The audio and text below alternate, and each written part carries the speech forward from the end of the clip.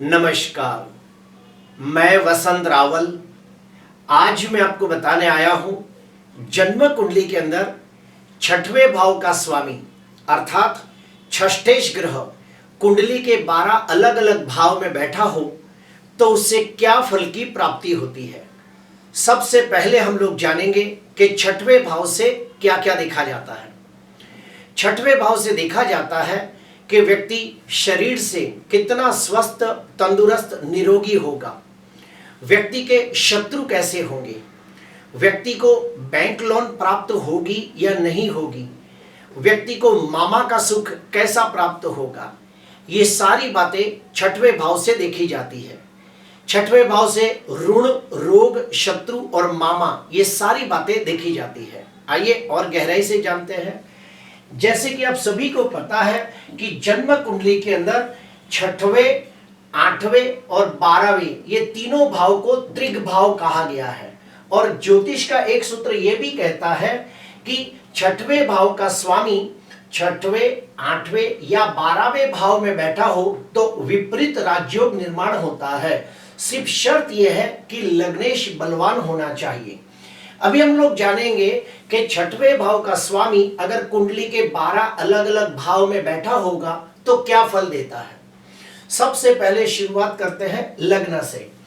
अगर छठवें भाव का स्वामी स्वगृही, मित्र क्षेत्री, उच्चका होकर लग्न भाव में बैठा हो तो बहुत अच्छा फल देता है।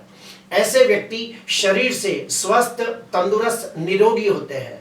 इनका इम्यूनिटी पावर बहुत स्ट्रांग होता है, इसलिए ऐसे व्यक्ति ज्यादातर बीमार पड़ते नहीं और अगर कभी बीमार पड़ भी जाए तो बहुत जल्दी ठीक हो जाते हैं।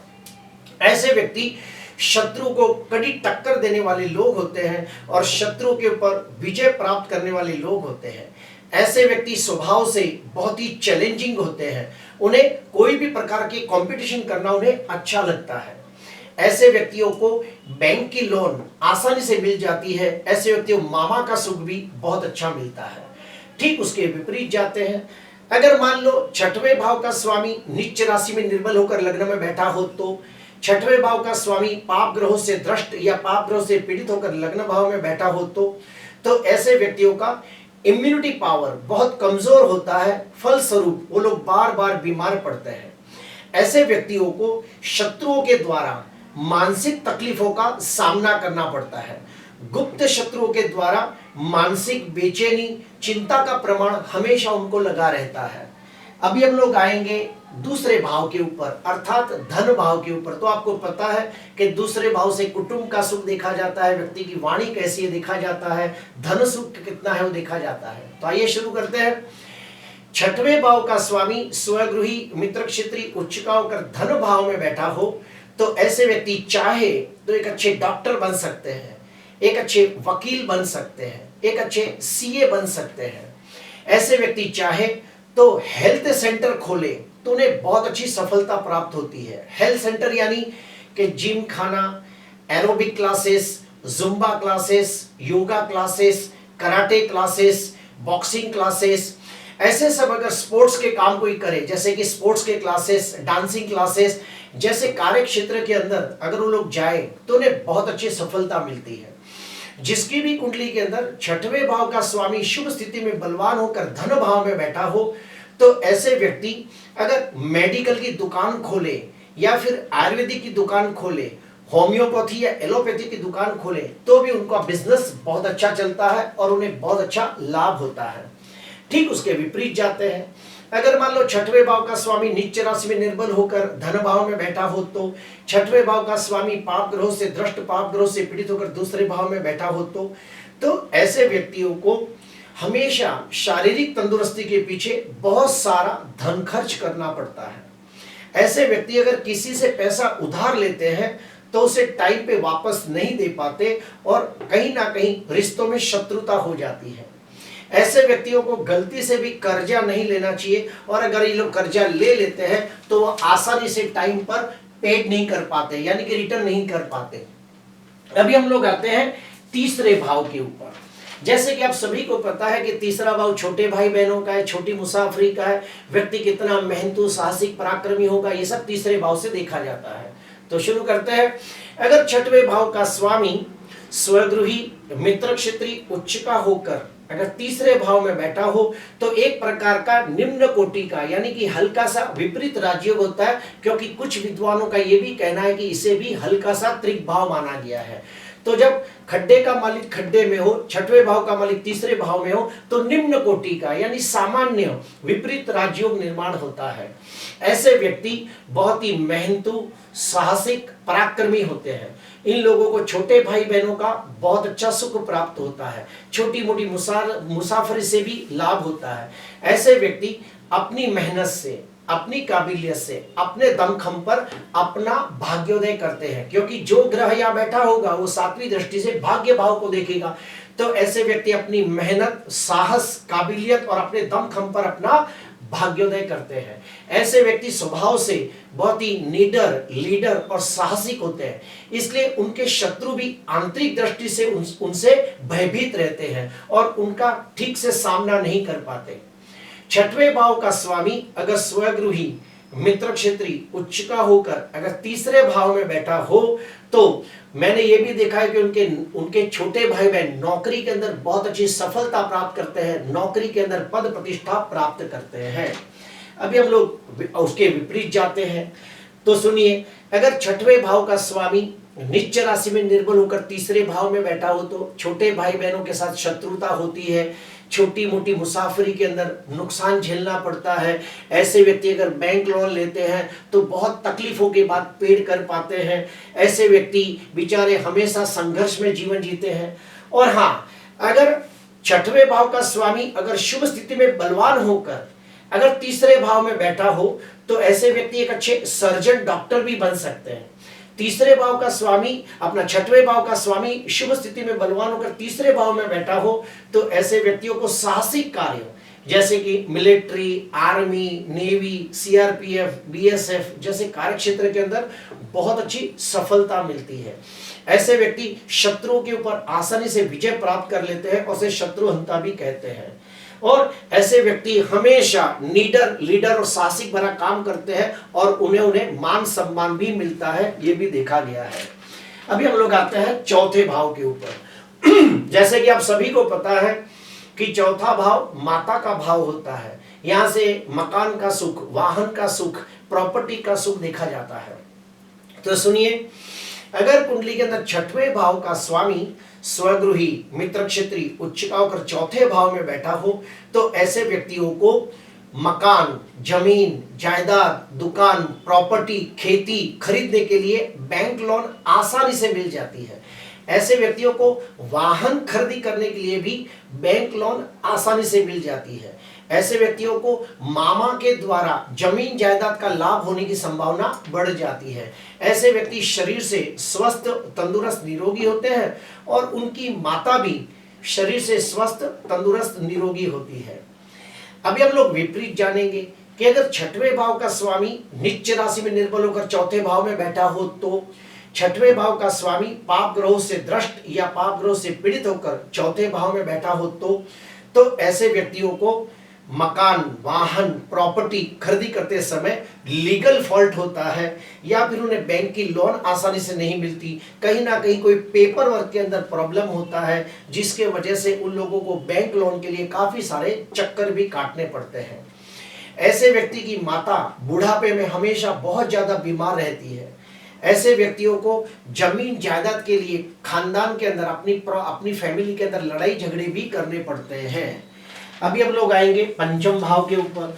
तो जैसे कि आप सभी को पता है कि पांचवा भाव संतान सुख का होता है, विद्या का होता है, बुद्धि का होता है। तो सुनिए, छठवें भाव का स्वामी स्वगृही मित्र क्षेत्री उच्च का होकर पंचम भाव में बैठा हो तो बहुत अच्छा फल देता है। ऐसे व्यक्ति के जो बच्चे होते हैं वो शरीर से स्वस्थ, तंदुरुस्त, निरोगी होते हैं।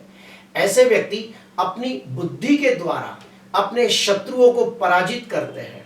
ऐसे व्यक्ति अपनी तंदुरुस्ती का हमेशा बहुत ध्यान देते हैं, बहुत केयर करते हैं और नियमित एक्सरसाइज करने वाले लोग होते हैं।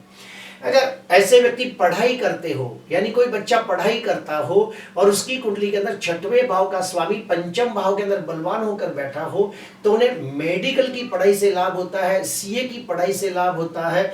ऐसे व्यक्ति एक अच्छे डॉक्टर भी बन सकते हैं। और ऐसे व्यक्ति एक अच्छे पॉलिटिशियन भी बन सकते हैं। अभी हम लोग और आगे जाते हैं, विपरीत में जाते हैं। अगर छठवें भाव का स्वामी नीच राशि में निर्बल होकर पंचम भाव में बैठा हो तो छठवें भाव का समय स्वामी पाप ग्रह से दृष्टि या पाप ग्रह से पीड़ित होकर पंचम भाव में बैठा हो तो ऐसे व्यक्तियों को पेट से लगती बीमारियां बहुत जल्दी हो जाती है, जैसे कि एसिडिटी, गैस ट्रबल, कब्जियत, कॉन्स्टिपेशन, पेट फूट जाना, ये सब बीमारियां आसानी से हो जाती है। ऐसे व्यक्तियों को शत्रुओं के वजह से बहुत ज्यादा मानसिक टेंशन रहता है। ऐसे व्यक्ति के बच्चे बड़े होकर माँ बाप से शत्रुता करते हैं, ये भी देखा गया है।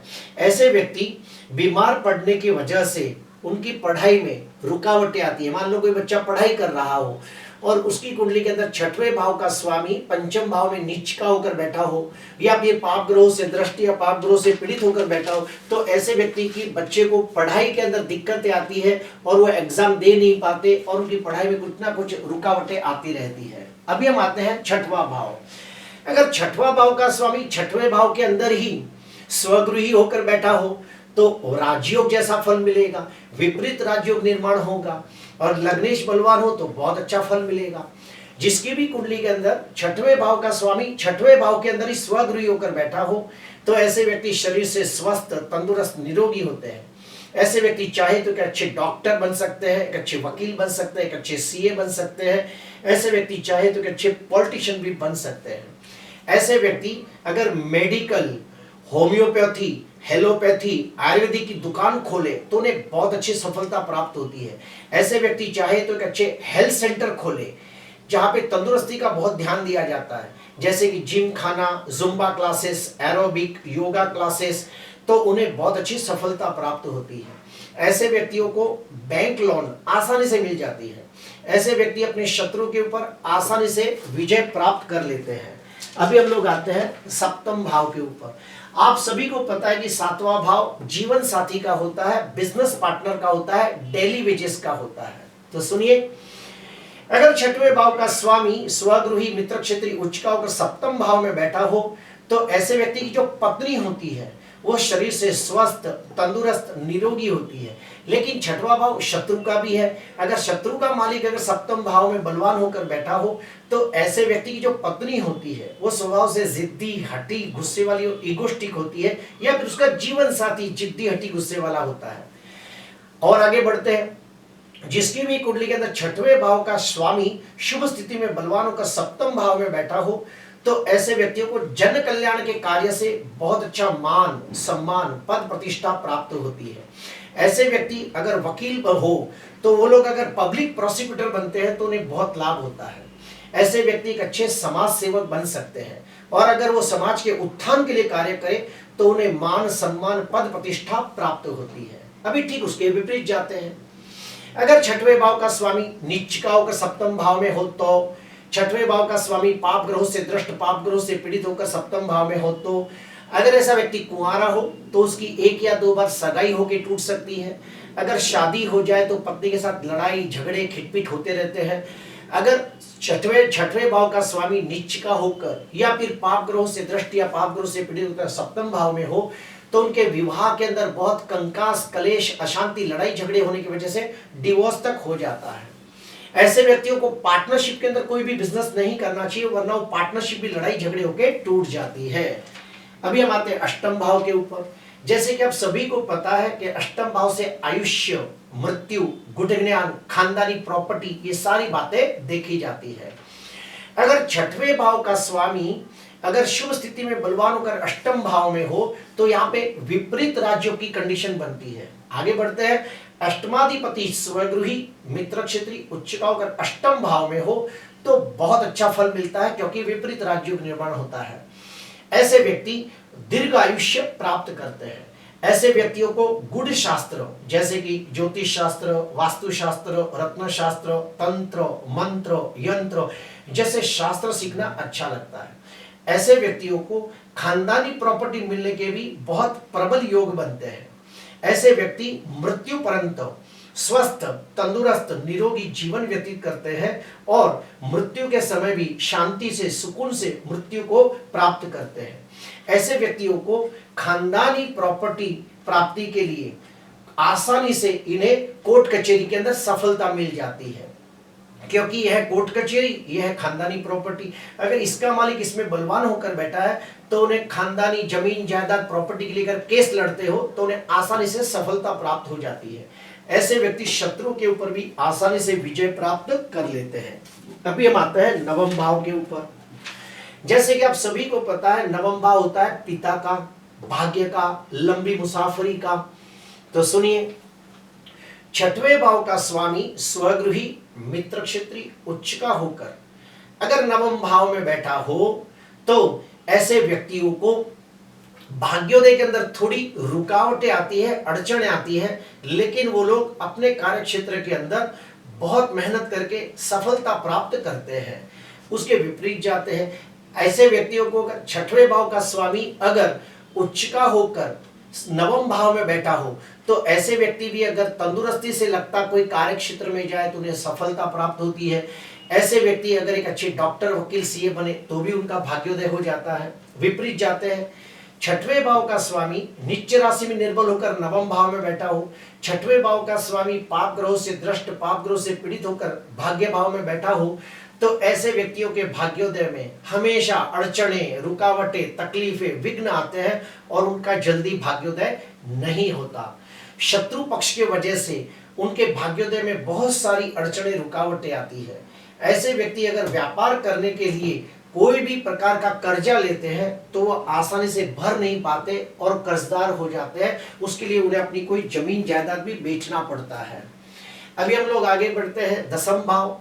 दसम भाव होता है मान सम्मान, पद प्रतिष्ठा का, कार्य क्षेत्र का, कर्म का। तो सुनिए, षष्ठेश अगर स्वगृही, मित्र क्षेत्री, उच्च का अगर दसम भाव में बैठा हो तो ऐसे व्यक्ति चाहे तो एक अच्छे डॉक्टर, वकील, सीए, पॉलिटिशियन बन सकते हैं। ऐसे व्यक्ति अगर चाहे तो हेल्थ सेंटर जैसे कि हॉस्पिटल, उसके बाद योगा क्लासेस, जिम खाना, Zumba classes, aerobic classes, karate classes, boxing classes, उसके बाद डांस क्लासेस, स्पोर्ट्स के कोई क्लासेस हो, ऐसे भी कोई कार्य करे तो उन्हें सफलता प्राप्त होती है। अगर ऐसे व्यक्ति लोग मेडिकल की दुकान खोले, आयुर्वेदिक, हेलोपैथिक, होम्योपैथिक की दुकान खोले तो भी उनका धंधा अच्छा चलता है। लेकिन कब? अगर छठवें भाव का स्वामी शुभ स्थिति में बलवान होकर दसम भाव में बैठा हो तो अगर जो छठवें भाव का स्वामी नीच राशि में निर्बल हो, पाप ग्रहों से दृष्ट, पाप ग्रहों से पीड़ित हो तो सारी बातों का उल्टा फल प्राप्त होगा। अभी हम आते हैं 11वें भाव पे। तो सुनिए, छठवें भाव का स्वामी छठवें भाव से छठवें भाव में बैठा हो तो यह भावात भावम नियम लागू पड़ता है। फिर से कहूंगा, छठवें भाव का स्वामी छठवें भाव से छठवें भाव में हो तो भावात भावम नियम लागू पड़ता है, राजयोग जैसा फल मिलता है। उनके बड़े भाई बहन शरीर से स्वस्थ, तंदुरुस्त, निरोगी होते हैं। उनके मित्र भी बहुत ही हेल्दी होते हैं। ऐसे व्यक्ति अपनी उम्र के हिसाब से कम दिखते हैं, यानी कम उम्र के दिखते हैं।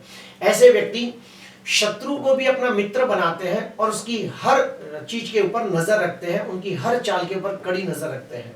ऐसे व्यक्ति ज्यादातर बीमार पड़ते नहीं और कभी बीमार पड़ गए तो बहुत कम समय में ठीक हो जाते हैं। और आखिरी भाव है 12वां भाव। अगर छठवें भाव का स्वामी बलवान होकर 12वें भाव में बैठा हो तो ऐसे व्यक्ति शरीर से स्वस्थ, तंदुरुस्त, निरोगी होते हैं। क्यों? क्योंकि वो अपने खुद की राशि को देखता है। जो छठवें भाव का स्वामी यहां से सप्तम दृष्टि से खुद को देखता है तो ऐसे व्यक्ति शरीर से स्वस्थ, तंदुरुस्त, निरोगी होते हैं। उन्हें बैंक लोन आसानी से मिल जाती है। उन्हें विदेश जाकर नौकरी करके धन कमाने के योग बनते हैं। ऐसे व्यक्ति शत्रु के ऊपर आसानी से विजय प्राप्त कर लेते हैं और जीवन के उत्तरार्ध में वो लोग मेडिटेशन, ध्यान, योगा, प्राणायाम, मंत्र अनुष्ठान करके अपने जीवन को सार्थक बनाते हैं। प्रिय दर्शकों, आज मैंने आपको बताने की कोशिश की कि छठवें भाव का स्वामी अगर शुभ स्थिति में बलवान होकर 12 अलग अलग भाव में बैठा हो तो कैसा फल देता है। अगर आपको अच्छा लगे तो जरूर लाइक करना, सब्सक्राइब करना। नमस्कार।